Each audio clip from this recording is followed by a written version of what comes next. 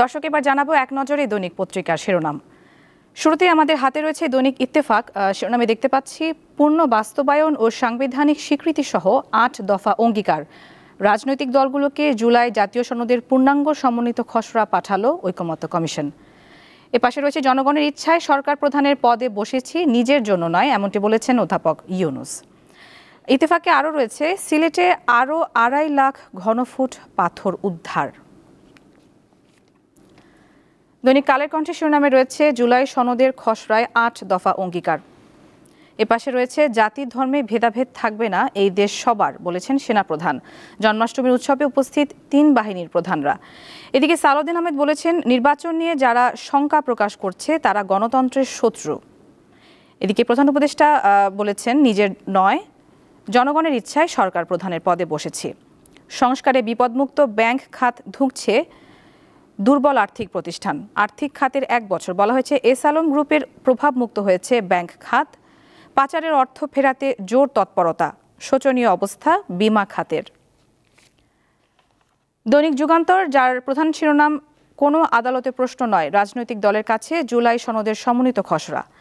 বিধান প্রস্তাব বা সুপারিশের ব্যাখ্যা সংক্রান্ত প্রশ্নের চূড়ান্ত মীমাংসার এখতিয়ার সুপ্রিম কোর্টের আপিল বিভাগের। বাস্তবায়নযোগ্য অংশ নির্বাচনের আগেই কার্যকর। ২০ আগস্টের মধ্যে মতামত জানাতে হবে, এর আলোকে চূড়ান্ত। এপাশে রয়েছে, যেমনটি বিগত পত্রিকাগুলোতেও দেখছিলাম, যে ডক্টর ইউনূসের মন্তব্যটি নিজের নয়, জনগণের ইচ্ছায় দায়িত্ব নিয়েছে। এপাশে রয়েছে কোনো চুক্তি ছাড়াই সফল ট্রাম্প পুতিন বৈঠক, প্রতীক্ষিত আলাস্কা সামিট। বলা হয়েছে যুক্তরাষ্ট্রের আলাস্কায় শুক্রবার মার্কিন প্রেসিডেন্ট ডোনাল্ড ট্রাম্পের সঙ্গে রাশিয়ার প্রেসিডেন্ট ভ্লাদিমির পুতিনের এই বৈঠক প্রসঙ্গে।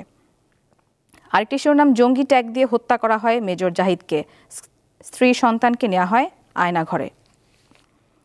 এরপর রয়েছে দৈনিক সমকাল, শিরোনাম জুলাই সনদের খসড়া চূড়ান্ত, আদালতে প্রশ্ন তোলা যাবে না। ঐকমত্য কমিশন, ২০ আগস্টের মধ্যে মতামত দিতে হবে দলগুলোকে। বাস্তবায়নযোগ্য সংস্কার কার্যকর ভোটের আগেই। অধ্যাপক আলী রিয়াজ বলেছেন, দলগুলোর মতামত পাওয়ার পর বাস্তবায়নের বিষয়ে আলোচনা।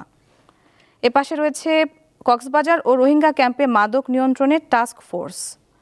সমকালে আরও রয়েছে ১.৫ লাখ কোটি টাকার ঋণ খেলাপি দেখানো যাচ্ছে না। বিভিন্ন সংস্থার তদন্ত, আরও ২.৫ লাখ ঘনফুট পাথর জব্দ।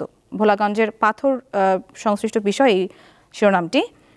আরেকটি শিরোনাম, আদালতের স্থগিতাদেশ বিষয়ে বলা হয়েছে, মামলায় আটকে থাকা অর্থ বিবেচনায় নিলে ব্যাংক খাতে মোট খেলাপি ঋণ ৬,৯৩,৫৭৭ কোটি টাকা। অর্থনীতিবিদ অধ্যাপক মইনুল ইসলাম বলেছেন, এদের অনেকেই ইচ্ছাকৃত ঋণ খেলাপি, বেশিরভাগ ক্ষেত্রে তারা অর্থ পাচার করেছে। দৈনিক প্রথম আলো শিরোনামে রয়েছে, ইসলামপন্থীদের নিয়ে পাল্টা কৌশল নিচ্ছে বিএনপি।